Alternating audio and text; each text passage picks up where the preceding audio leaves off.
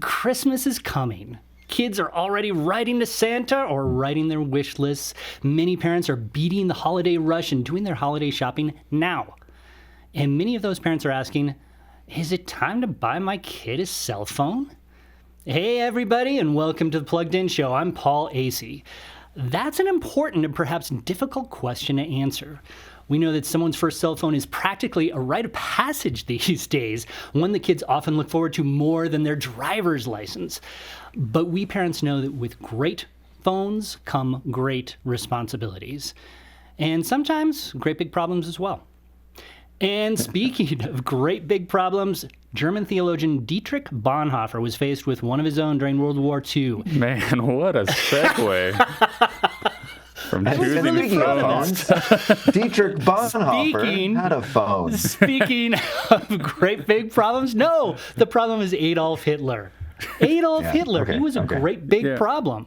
It's just such like a our segue from choosing Speaking a of phone. bad phones, Adolf Hitler also were like phones today.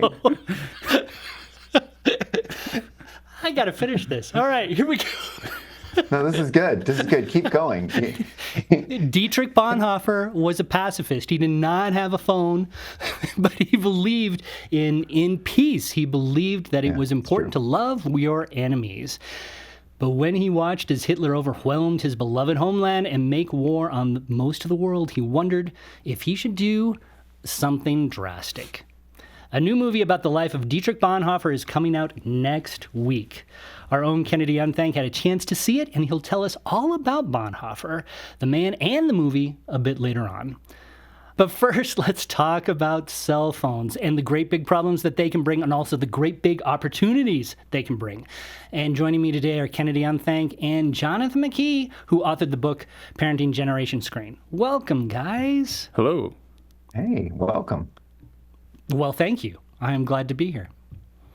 Yeah. Me too. I'm glad to heckle so early in the morning. And you had me at with great phones become great response. Thank you. I was expecting a chuckle there, but I didn't get one. That was good. So. You got one. All right. Too early in the morning. I know. It is early in the morning. So, all right. So for today, I wanted to ask a question that's a little bit odd. If you had a chance, if you were in Hollywood and you were a producer, a director, a writer, and you had a chance to make a movie about any biblical character or Christian theologian you wanted to, who would it be? Yeah. And who would you get to play them? That's Jonathan, good. I'm going to throw it to you first. You know, I'm at my church. We're doing a Bible study right now. My wife and I are leading this precept Bible study, this kind of in-depth Bible study on David and Jonathan. And so I'm really engrossed in that world right now. And but when I think of movies, I can't help but think of, the 30 or the 37, his mighty men, right? Yeah. So there's that Chronicles passage. It's sort of like a superhero story, right? I always wanted to learn more about those mighty men. Yeah, it'd be so cool because you could, there's been stuff on David before, right? But nothing great, right? But if somebody took the story of David, and you could you could just, focus on David, but you really could call it like the 30 or the 3 or whatever. And and each of those guys, think of how many good, like that Benaiah guy, stuck down like all these heroes of Moab, and then struck down this many people, and then he was in a pit, with a like a lion, right? And he, and killed the lion. I mean, killing a lion. Yeah. That's not an easy thing to do. You can't stumble over that in scripture. Have you ever seen a lion? And that's, there could be some really good stuff, because each of those guys have stories of where they killed 300, It's like, hey, that movie 300, yeah, we killed all of them. One guy, those guys, right? No, so some pretty cool stuff. I would like to see that. I think they could do good. And of course, David, a man after God's own heart. Not a perfect guy, an imperfect guy who really wanted to do right, but loved the Lord, but messed up. Oh, and wow, a lot of us could relate to that. Absolutely, absolutely. There would be a lot of layers that you could put into that story, along with all the action. I have a feeling that all the killing wouldn't make it particularly plugged-in friendly. I just gotta say that would be. Yeah. I guess the Bible is not plugged-in friendly. Let's be honest. Kennedy, what do you have? Well, he did a Bible character, so I will do a theologian. Ooh, And I will probably say John Owen. on John Owen. That's a deep cut. Well, I really like John Owen. I mean, his story is really interesting to me. He had 11 children, and 10 of them died in infancy. Oh, goodness. And the last one survived to adulthood, but then died of tuberculosis. And despite all that, he maintained a really strong view of God's love and sovereignty. Mm-hmm. And he wrote a lot of really famous books, The Death of Death and The Death of Christ. Oh, interesting. As well as The Mortification of Sin. Mm-hmm. He became friends with Oliver Cromwell. That's and interesting. was his friend. He was his friend and his chaplain. Wow. And yeah, if you don't know Oliver Cromwell, he's like one of the most important people in English history. He's super, super important and a complex character in his own right. And so I think he's got a lot of stuff in his life that could make a really good movie. As for who would play him, probably Chris Pratt. No, I'm joking. That's awesome. I have no idea. I was really test Chris Pratt's range. When I was looking at the photo or the sketches of John Owen, I was like, what actor looks the most like this guy? And I just drew blanks. I couldn't think of anything. Well, it would be difficult. So that would be a challenging part, right? Maybe Daniel Day-Lewis, but he's making shoes or whatnot. Yeah, I mean, if all else fails, it goes to like Tom Holland or Paul Atreides, whatever his name is. Yeah.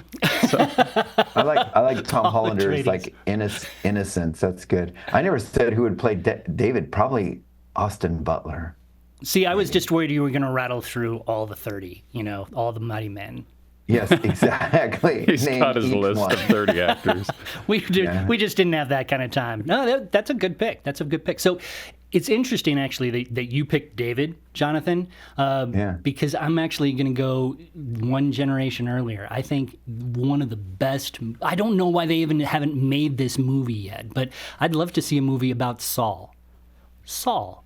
Because he is such a complex character. I think that he is, because he started off with such promise and he was a reluctant king. I think he hid behind an apple cart so that they wouldn't choose him. Wasn't that right? And he just seems like a really complex guy. And the thing is, I love sort of the tragic, well, I don't love. I'm really fascinated by the tragic arc of his story, him being king, him following God, and then all of a sudden things just completely unravel for him. It wouldn't be a happy story, but I think it would be a fascinating story. And I would love to see Liam Neeson as Saul. I think that would be super cool. Yeah, tall. That works too. Yeah. If we couldn't get Chris Pratt, of course. Of course. I think that Chris Pratt would be, of course, the number one choice for everything. Yeah. But Liam Neeson, I think, would do a pretty good job with that. So, all right. Thank you, guys. So let's talk a little bit about cell phones. According to a study by Common Sense Media, about 42% of kids have a phone by the age of 10. By the age of 14, more than 90% do. And the age that kids are getting their own phones are getting younger every year. So why is that? Why are kids getting younger when they pick up their cell phones? Is it just because parents have so much more confidence in their ability to navigate the issues behind cell phones? Or is there something else going on? Ignorance. And I don't mean that to be an insulting term at all. I just mean like in the true meaning of the word. We don't know. It's when we first got cars, we got in cars, without seatbelts, and we didn't know, and that's what's happening here. We don't realize, and that's why I love the fact that awareness is starting to get stirred up a little bit. kind of mainstream, thanks to books like Jonathan Haidt's book, and now there's kind of some legislation, because I think honestly parents don't know. All they know is that every other kid has one, and if they don't give their kid one, they're going to be that mean parent. That's all they know. Isn't that really the truth? I mean, there's so much peer pressure, right? The kids want a parents phone because peer pressure. Because all the kids around their own kids have these phones, and that can be a huge issue. Yeah, I think there's a lot that goes into it. I mean, part of it, honestly, if we're being completely honest, for the parent side, it can be a relief in that, I don't have to worry about them. They're just on their phone. I don't have to worry that they're going to be running around the restaurant or something. And so maybe I'll let them have the iPad. We have this term iPad kids now, right, because of this kind of thing. And I'll tell you, if you have, our listeners who have young kids, they can attest to it. I've got my grandson, usually a night or two a week, and we've had him a lot when we go out to dinner, that kind of stuff. And when you're having dinner and you've got a 3-year-old, a 4-year-old, now obviously he didn't have his own phone. But I tell you, when you're having dinner and it gets towards the end of the dinner, and you just know that all you got to do is throw on some Bluey on your phone and hand it to him, and he'll be good for the last half hour of dinner. That's a real temptation. And as a grandparent, I'm so aware of the phone thing, but yet I don't hesitate to, we really try to involve him, and we want him to be involved in the conversation stuff, but he's 4. And at a certain point, we're sitting there talking about bills and whatever and stuff. That's just, he doesn't, you kind of feel like you're helping the guy out by handing Bluey to him. So to me, I almost want to separate the two, not as an excuse because I do it, but handing somebody their, a 10-year-old or a 12-year-old their own device that they take to the bedroom with them at night, or whatever, is a fully different thing than letting someone watch something and being aware of the amount of screen time that they get. Because every study out there shows, man, watch how much time your kids are on platforms where there's commenting, where there's the pressure to measure up, social media, i.e., okay? But whenever there's commenting or friends or followers, that's where it starts to get dangerous for our kids' mental health. There's no studies out there that say how much Netflix, and even game time. It's debatable because some people say, oh, well, obviously, if your kid plays 14 hours a day of games, that's bad because they might get obese. But we've talked about this, countless times. It's that social media that's the dangerous thing. And the fact is, when you hand your 10-year-old a smartphone, the first thing they want is TikTok. It's the first thing they want. Yeah. So that's where it's tough. Yeah, and I mean, I actually have some statistics here to back up a lot of what Jonathan's saying. This is from the book Rewired by Carl D. Marcy. He really studied how, through the years, how phones and technology usage at various ages can affect our development. Oh, interesting. Yeah. Specifically, I don't know what it is. It's like your brain keeps developing until you're about 25. And so mine still is, actually, but that's another story. Here's a passage in his section titled Tweens, Teens, and Tech, where he says, other studies agree that teens are feeling the consequences of growing up in the digital age. A 2016 survey showed that 50% of teenagers feel addicted to their devices, and 24% report needing near constant connection with their phones. Wow. In a 2018 survey, more than 80% of 13 to 17-year-olds reported that social media allowed them to feel more connected with friends, but 45% also reported feeling overwhelmed by drama on social media, and more than 40% felt pressure to construct only positive images of themselves online. See, that's super interesting because we're talking about how much kids want these phones, but even kids and teens themselves are saying it can be a huge problem in their lives, right? Yeah. And also, as someone who, depending on who you ask, is either at the tail end of millennial or very top of Gen Z, I had to grow up in that kind of culture. I did have the phone in middle school, and it wasn't, like an iPhone or anything, but it was one of those ones where you slide the keyboard out and stuff. But even then, there was the pull to I want a Facebook, I want an Instagram, and then you get it. And then you see all your friends, and they're like, "Oh, we just went to." Grew up in rural Kansas, by the way, but we just went to like the hayride or whatever. We went to the haunted house, and it's like, "Oh, I didn't get an invite." Oh, yeah. And suddenly, Yeah. and then you have to go see them Monday morning at school, and it's like, "Oh, now I know this unspoken fun that you guys had without me." Well, and that's a huge issue, right? The fear of missing out. Just FOMO. between you and me, I've been to a couple of hayrides. They're not that fun. So you didn't miss much. Hey, You dodged the bullet. look, when the options are that or go to Sonic. So man, we I do love have Sonic. Sonic is great, man. The tater tots. Anyway, that's They're not sponsored. By the not way. sponsored, but we'll talk sponsored, about that But another I love time. that milkshake. Another time. So clearly, this causes problems for kids, but kids are still clamoring for phones, and parents are trying to figure out what to do about that. Jonathan, I know you've talked with a ton of parents over the years. What is the advice you typically give them? Yeah. I mean, think about it, because parents always come up after my workshop and they're like, "Well, I bought this phone for my kid to keep them safe." That's what they always tell me. They always tell me, Right. gosh, they're at soccer practice and they need a ride home. I'm like, yeah, we'll borrow the coach's phone. But it's one of those things where we think we're making them physically safe because they can get that ride home, which, I mean, and I don't want to make fun of it, but I mean, Yeah. come on. Do you Come have? on. There's other ways to get a ride home. Yeah. And there's other things to do rather than handing them a device that's going to cause so many other problems, and again, so my advice is very much what we've talked about so much, on our podcast here is that waiting, Do you have an age in mind, Jonathan? Yeah, I mean, when it comes to giving them the device, I'm still a big fan of wait till high school. And so high school can be 13 or 14, depending on the kid and depending on if they're Doogie Howser or what. But but I think waiting till high school to give them the phone, and then I think waiting till later for social media. And Wow, it depends later. on the kid. Yeah. That's interesting. I mean, with a lot of the awareness out there right now, they're talking about wait till high school to give them a phone, or wait till 16 for social media.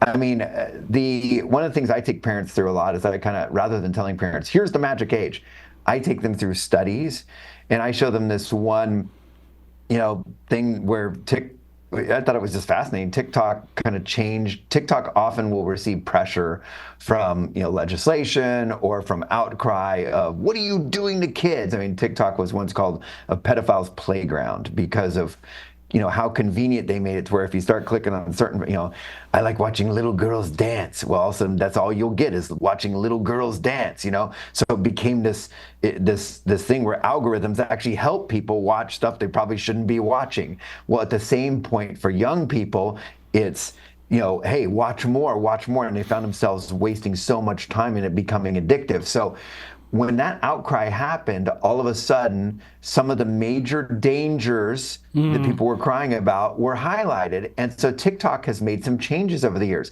I love presenting those changes to parents and saying, hey, what can we learn from these changes?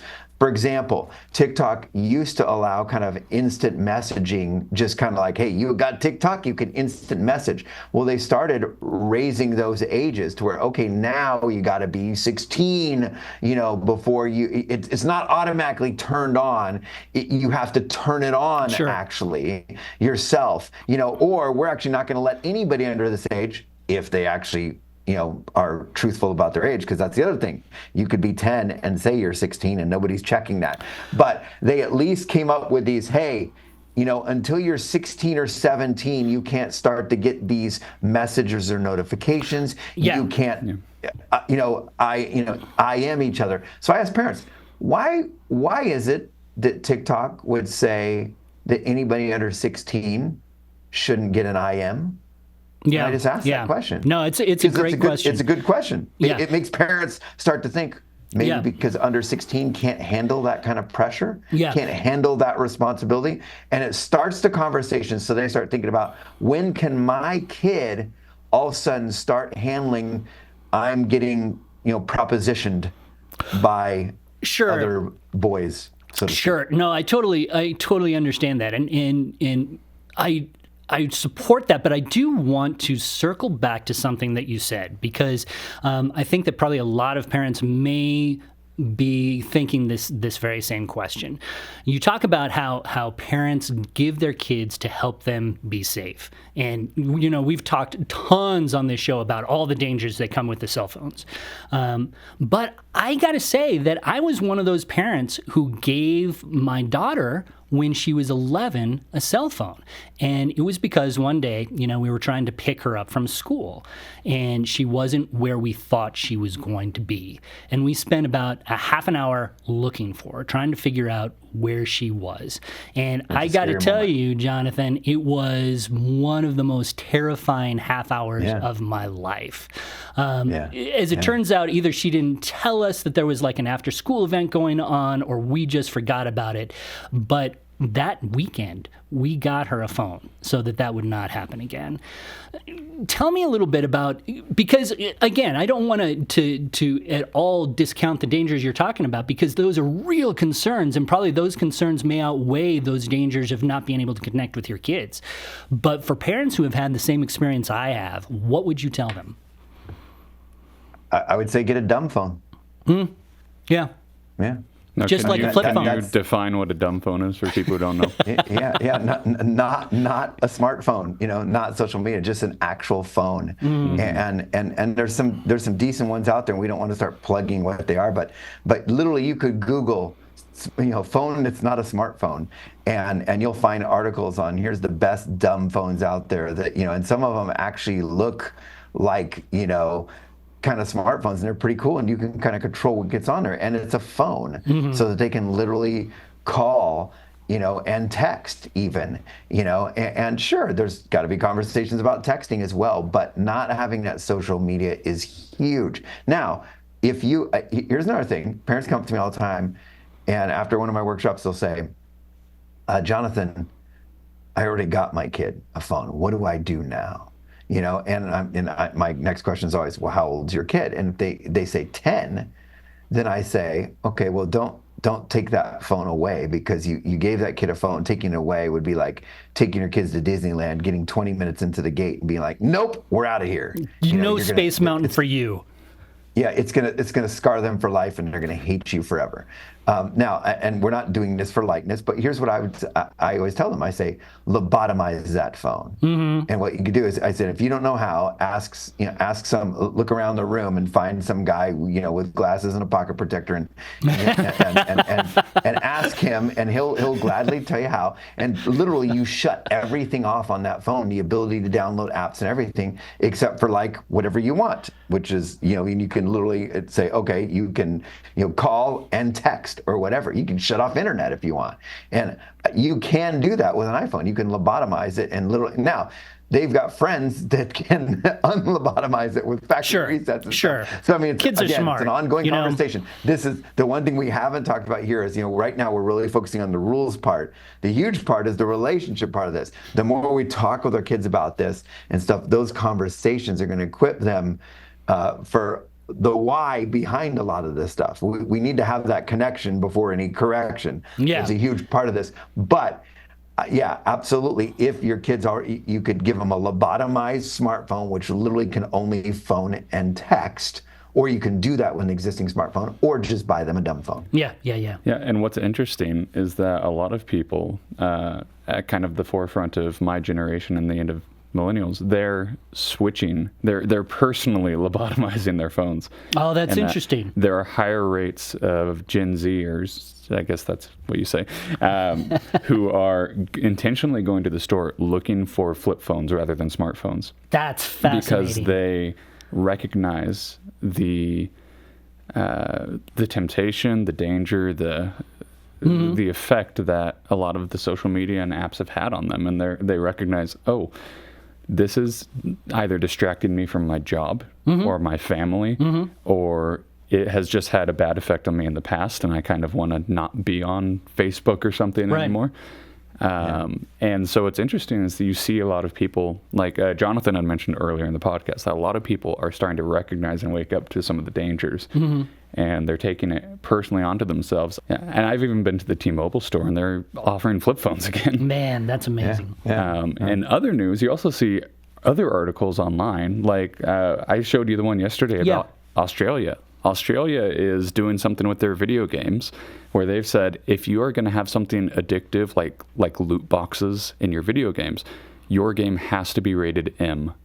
It has to be rated mature now. See, that's because awesome. we don't want kids to get either addicted to that or, get addicted to taking their parents' credit card in order to essentially gamble for a random virtual skin for their character. We talked about that very thing last week, as a matter of fact. So I just wanted to bring that up because that's another instance of something that is addictive and can really make you want to keep going back for more. We're seeing people say, hey, actually, maybe we should take a step back from this. Well, it's really fascinating. And you were mentioning another very interesting stat about Gen Z, that a lot of them are much more wary of this very conversation that we're talking about. They're much less willing to, if they have kids, when they have kids, to give them a phone too quickly, because they know the kind of impact that it had on them and even had on their parents, right? Yeah, no, I mean, if you look online, there's a lot of articles. There's a lot of people on stuff like Reddit and stuff that are saying,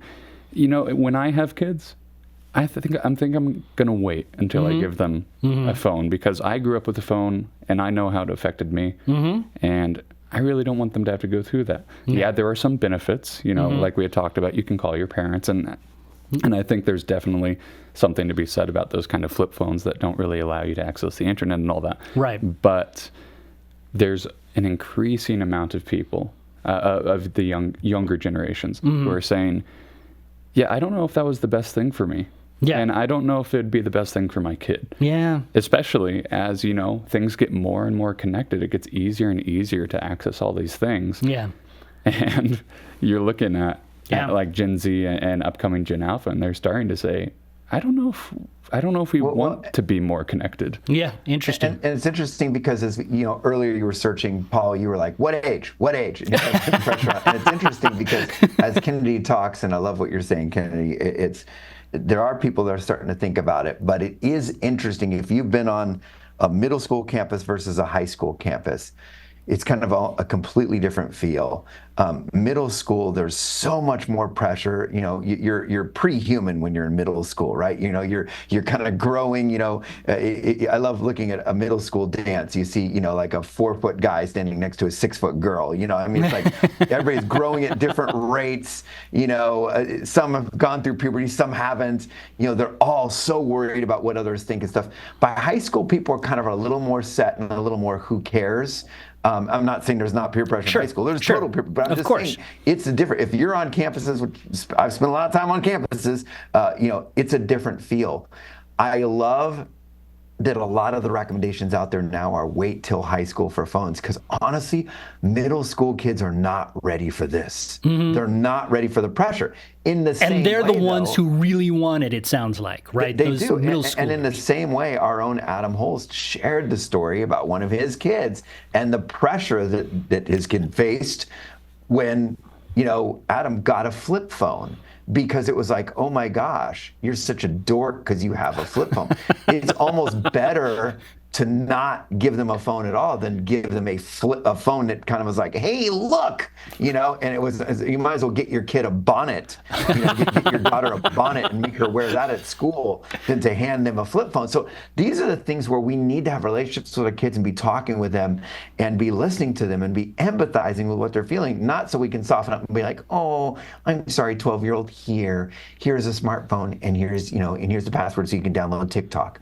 I'm not saying do that, but I'm saying, understand what they're facing. And if they're coming home and saying, all my friends have phones and stuff, we got to be ready to dialogue about that. Yeah. We got to, because this is tough. Middle school is tough. In high school, I think so much of what Kennedy said is more, hey, kids it's almost could be a cool thing to be a minimalist. Hey, I decided I'm not going to Right. do that. Oh, wow, man, that's cool. Like so, and in middle school, you're going to be strung up if you do that. I mean, it's absolutely. Now, Jonathan, something that's always been on my mind is I think it's really easy for us to say, like, oh, just don't have phones until high school.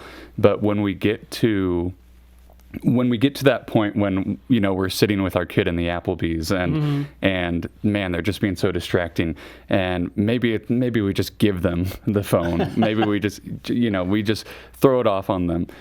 And it's just, all bubbling up. It's all stressful, and maybe it would just be easier to just give in and give them that phone. Yeah. What do you think are better alternatives to help assuage parents on this issue and help them wait until high school? Well, first, I would definitely create, let's draw a distinct line. There's a difference between handing a kid a device at Applebee's to watch, Iron Man 3 than there is to them owning their own device and having access to it all night in the bedroom. Yeah. And most stats out there are showing that kids who have their own devices are on social media, and about 8 out of 10 of them have it in their bedroom all night long. That's a lot different than handing a kid a device in Applebee's. So let's draw that line, first of all, because I personally don't think, it's a problem to hand your small kid the device at Applebee's or in the airplane or on that trip, or whatever. I don't think there's much danger in that. Now, as your kid gets older, as they're a middle school kid, I think it'd actually be better for a middle school kid to engage in the conversation with everybody at Applebee's. I don't think the middle school kid even needs the device. Right. So as they get older, I think they can be involved in conversation. It's much easier to involve a 12-year-old in conversation than a 3-year-old in conversation, So I think that's the huge difference. But Kennedy, you are correct. Even that, hey, all my friends have phones. I don't want it just at Applebee's. I want it every day. I want my own phone. All my friends have it. That's not an easy thing. You are so right, Kennedy. Those are the tough conversations where you have to sit down and talk with them and decide if you're going to get the dumb phone, decide if you're going to get the lobotomized smartphone, decide if you're going to give them the smartphone with access to maybe one app, but talking to them about the importance of social media. And honestly, that is why I wrote books to teenagers about this. I have a book that my daughter and I wrote together about, face-to-face relationships in a screen-to-screen world. And she herself in college decided, I'm done with this social media thing. And she took a fast for a year off Instagram, and she shared what that was like. Handing a kid a book like this, saying, "Hey, you want to talk about this? You want a phone? Let's read this. Let's read the manual first." Yeah. Like if you're going to drive a car, what do? You take the test first. You do it, and we just hand our kids phones. At least dialogue about it. Have them read the manual, whatever that is. Yeah. Have them read a book on it. Have them read a study on it. And once you do that, dialogue with them about this and make this a conversation. No, I love that. And as we bring this conversation to a close, I think that that's a great way to sort of put an exclamation point on it, because it really all comes down to that dialogue. It comes down to that conversation. And these are really, really hard conversations sometimes to have with your kids, especially if all your kids' friends have their own phones. The conversation is so important. But I think that sometimes when you look at the world around them, when you share some of the stats that we've brought to mind today and on other podcasts that can help the conversation. And I like your idea of having that manual, Jonathan, to the books that can help walk through families in this really important issue. You've written some great books on the topic. And I will just mention, as we segue, another great book on that, and that would be our own book, Becoming a Screen Savvy Family. It is completely screen-free, of course, unless you read it on your Kindle or whatnot. But it gives you some great advice on how to have some of these conversations with your kids, how to engage them, and make this less like I'm telling you to do this and more, let's do this together. Because I think that's a very, very important ingredient when we're talking about these challenging conversations. And for a gift of any amount, we will send you your very own copy. Just go to the homepage, our Plugged In Show homepage, go to the show notes, and we'll tell you all how to do that. On November 22nd, Angel Studios will be releasing Bonhoeffer, Pastor, Spy, Assassin. And it's going to be going head-to-head against such huge films as Gladiator II and Wicked. This is a really interesting film, I think. I'm kind of excited to see it myself. Kennedy, you've already had a chance to see it. Tell us a little bit about it. First off, actually, we should probably tell people, who is Dietrich Bonhoeffer? Yeah, so Bonhoeffer, he's a Christian theologian. He's of the Lutheran denomination, if you need to know. And he was growing up in Germany around the time of World War I. He went to America for a while to continue his studies. And while he was there, he became very aware through a bunch of friends that he made over there of this idea of cheap versus costly grace. Oh, interesting. And a lot, basically, to summarize, he defined cheap grace as essentially just a dead faith, a faith that's like, pretty much what Romans 6 would describe of, should we continue sinning because we're saved? Right. No. But he defined costly grace as, a grace that makes you actually take up your cross, it compels you to action, it compels you to fight injustice in the world. That's an interesting point, because as we know from his story, he comes back to Germany, right? And he comes back to Germany just around the time that the Nazis are gaining power. And he starts to see all these things happening. And not only does he see these things happening, he sees that the church is kind of allowing itself to be taken over. And it's not by no means all the churches. Sure. Because there is a group of churches which call themselves the confessing church in this time, who say, no, this is wrong. You can't replace our Old Testament. You can't describe Hitler as a savior. You can't do all these things. And it's wrong for you to start oppressing all these other people, especially the Jews. And so Bonhoeffer is one of these people who says, with his life transformed by this idea of actually living out your faith and actually applying the work to your faith, he starts saying, no, we have to stand up against this. The only problem for Bonhoeffer is he's very devout in the belief of being a pacifist. And so he starts wondering, well, I could kill Hitler. And it's not even an exaggeration, because he's been in talks with the Abwehr, who are people who, some of them are wanting to kill Hitler. They want to assassinate him. And Bonhoeffer is in a place where he could play a very pivotal role in that. Wow. And so he's struggling through this of, I'm seeing people be persecuted, and I'm seeing people get hurt, and I'm seeing the church essentially be destroyed. Yeah. Because it's just standing by and watching it all happen. Yeah, and I could stop it. But if I stop it, you're going against against my belief? And so you see him kind of wrestle with that through the movie. Yeah, that's fascinating. So the movie really does unpack Bonhoeffer's transformative moments, would you say? Does it take us all the way into the United States when he's visiting there? It does, and they're not very long moments. It's kind of more to set the character growth. So you're not going to see like a fully fledged biography or anything, but you will see those more pivotal moments, those things that kind of cause him to think, well, maybe we need to approach these things a little differently. Because when he was growing up in Germany, at least the movie says that he was very disenfranchised by church. It was more of a, let's study about God, but not really know him. Oh, interesting. And in America, he saw a bunch of people who were like, no, we love God, and we love him so much that it compels us to action. So not only do we know God, but we also love him. And in Germany, he thought knowing God was loving him. Oh, fascinating. That's always a nice push-pull when you're talking about our own faith. We sometimes know a lot more about him than we can feel his presence or whatnot. That's really fascinating. So tell me a little bit about whether the movie does it do Bonhoeffer justice? Is it a pretty good movie? I would say in the things that it shows about him, I would say yes. It doesn't show him writing any of his books or anything.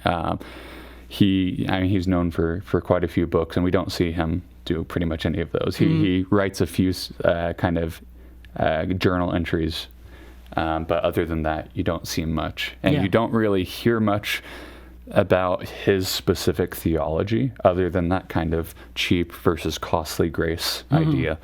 And he was a dense theologian. I mean, he was a deep thinker, wouldn't you say? So he was a deep thinker. He was part of the neo-orthodox kind of view of stuff, which is very, very in-depth in thinking about things. That does, if you don't subscribe to that, that might make you think, well, maybe I don't want to watch the movie because I don't agree with him on all these things. But I would say that the movie doesn't really dive into his particulars of theology, so I don't really think there's much of an issue there. Yeah. It's more of kind of his struggle through this, through thinking about whether or not he should go through with this assassination attempt. Yeah, absolutely. So that could be an issue for some folks in terms of just his theology. But what are the other issues that people, especially parents, should probably be aware of? Now, well, what I want to touch on before I talk about that real quick is that I don't want to say the movie's not Christian in any way. It's very, very Christian. There are a lot of moments that you'll appreciate if you're a Christian. You'll see a bunch of people quoting scripture. There, in these kind of short debates people have about what's the right thing to do, they'll kind of be talking theology with each other. Like at one point, one pastor talks to Bonhoeffer, and he says, when Bonhoeffer is considering going with the assassination, he says, well, you're a pacifist. And I mean, what, are you saying this is the first time that there's ever been an evil emperor ever, Yeah. And Bonhoeffer's like, well, no, it's just, this is the first time I could maybe stop one, And so they're really just struggling through this thing, and you hear all these Bible verses. There's actually a moment where he gives communion, and it's a very touching moment, and you see all these issues of, as they're taking over the church, Bonhoeffer's talking against them, and he's saying, no, you can't take over the church. You are literally speaking blasphemy inside the church. And so all that to say, it's a very religious movie. In terms of actual issues, though, to get to your actual question, what is kind of surprising is, even though it's a World War II movie and it's about the Holocaust, there's actually not that much violence. That's interesting. A lot of it is kind of happening, I guess, more behind the scenes, off screen. Sure, we know it's happening in the countryside. We know that we hear a lot of references to things happening. You hear about buildings being burned down, people being sent to concentration camps. On screen, though, we only see one person die. We see a couple bodies, but one person gets shot and dies. And then we see a couple bodies. We see a couple photos of emaciated, starved people at the concentration camps. Other than that, though, there's really nothing in terms of violence. Yeah. I would imagine that for parents who are sort of considering bringing their kids to this, there could be even just the tone of the movie, the difficulties. That might be something that parents should be aware of. It deals with some hard issues. If you're taking your sub 10-year-old kid to it, right? There's going to be some deep talks. There are some moments that are a little frightening. I mean, you see some prisoners who are about to be executed by hanging, stuff like that can be pretty frightening.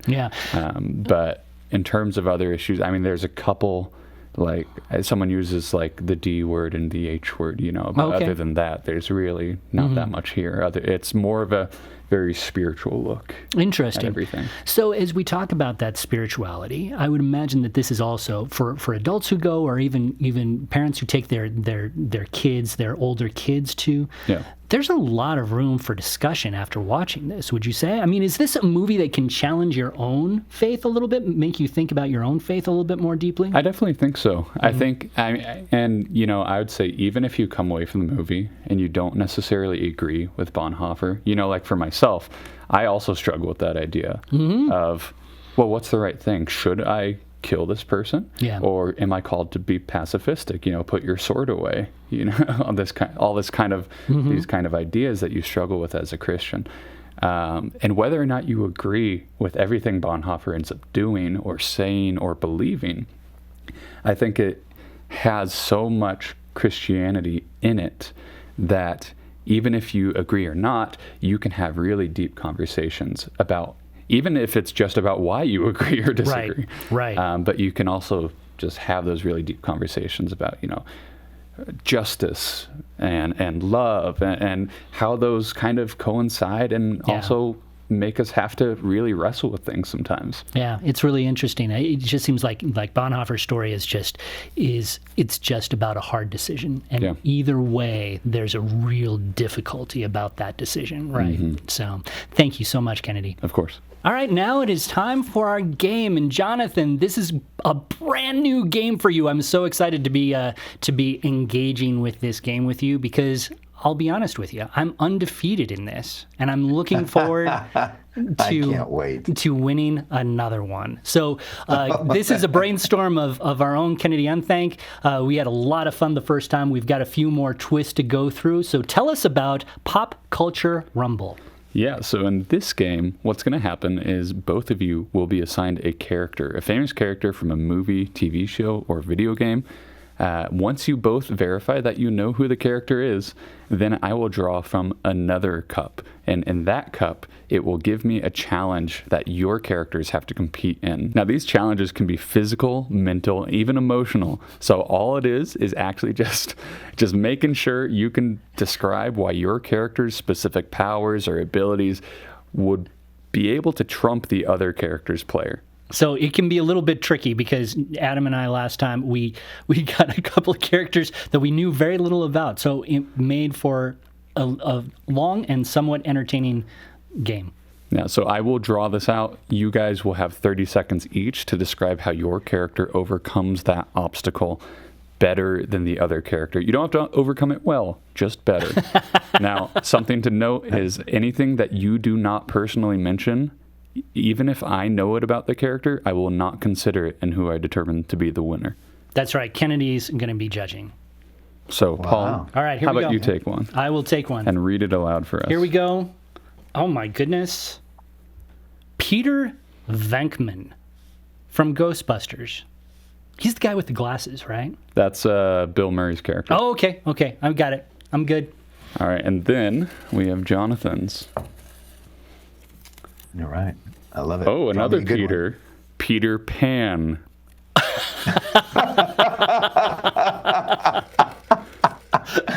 about Peter Parker? Peter Pan versus Peter Venkman. All right, we have... And they will be doing... the challenge of cooking a tasty dinner. Cooking a tasty dinner. All right, Paul, let's start with your character. All right, here we go. So Peter Venkman would definitely do a much better job cooking dinner because number one, he's an adult. Number two, he has grown up in modern day kitchens, so he would have some idea of how to use a stove. That would be a very cool and important thing in this challenge. Number two, if he lacked the ability to go into an actual kitchen, he has that cool little zapper gun of his. I would think that plasma gun could probably cook up a dinner pretty good. Just throw some meat in front of it, Joe. All right. That's 30 seconds. Oh, my goodness. Oh, my gosh. That was really just 30 seconds? Yeah, and for those confused as to why you didn't hear the ending ding, that's because it was counting up. Oh. So clearly, though, I do think actually knowing how to operate in a modern-day stove. Definitely. Hey, your time's up. Okay. Your time is up. He's all now. Just for clarification. Just for clarification. Jonathan, are you ready for Peter Pan? Sure, absolutely, yeah. Go. Well, I mean, Peter Pan's going to be way better because, I mean, first of all, he can fly around the kitchen. You know, he can even pull some of the greenery off his own outfit for garnish if he wants. Neverland is magical, as is his taste. He's used to throwing magic into things. He wears tights. People wearing tights cook better. It's just a fact. And he knows how to cook on a fire as well as in an oven. Sorry, Paul. He could take Tinkerbell, sprinkle some of her fairy dust right on the thing there. You know, it's got that the young dishes would float away. Of some of the newer things. All right. Well, you both made some very good arguments. You could rip off pieces of clothing and use it as garnishment, Jonathan. Some of the greenery. I said some of the greenery goodness. off his clothing. Because, if you remember, Peter Pan's outfit looks rather, just think about that. Now, what I will say is at first I was leaning one way, and then I leaned the other at the end. Now, Paul, you mentioned the kitchen. He is an adult. He probably knows how to cook. He's got an okay apartment. He's a single guy. He's cooking. But oh no, Jonathan mentioned the pixie dust, and Absolutely. I don't know. I feel like pixie dust would make anything taste pretty good. I do not think it's magical. No, I do not think it pixie makes you dust. feel like flying. Pixie dust is not a condiment. It is just. Well, not. you don't know that. And the food would just float away. You don't know that, Paul. Oh my goodness. You don't even know that Spider-Man's web couldn't rape in one verse. You don't even know that. I should have added that to the competition. Raking leaves. I would have. Feel like this win was robbed. I'm going to put Jonathan, an asterisk. Congratulations. Hey, thank you. It's not an uncommon thing for me to feel. Oh, whenever my competing goodness. against Paul. Hey, Paul, how's that undefeated? Oh my goodness, 1-1, slipping to 1-1. All right, well, before we resort into brawling. This really is a pop culture rumble. Okay. Thank you guys so much. This was fun. This was a fascinating conversation. And thank you for listening to us, for watching us on YouTube. We really enjoy spending time with you. And we'd love to hear what you think about some of these things. Tell us about your own experience with cell phones. Tell us about when you got your kids a cell phone or when you're thinking about doing it. And also, while you're at it, are you going to be seeing the movie Bonhoeffer? Who is your favorite Christian theologian? So we would love to know all of those things. And also be sure to let us know. We would love to hear about your favorite Christmas movie. Christmas is coming. We want to hear about your favorites. And who knows, as Christmas time comes closer, we might be talking about some of your favorites on a future show. Feel free to chime in with all of those thoughts and anything else on your mind on Facebook and Instagram. You can leave us a voice message on the Plugged In Show homepage. There's a button that'll allow you to do that. Or you can send us an email at team@thepluggedinshow.com. And of course, be sure to listen to us again next week on The Plugged In Show.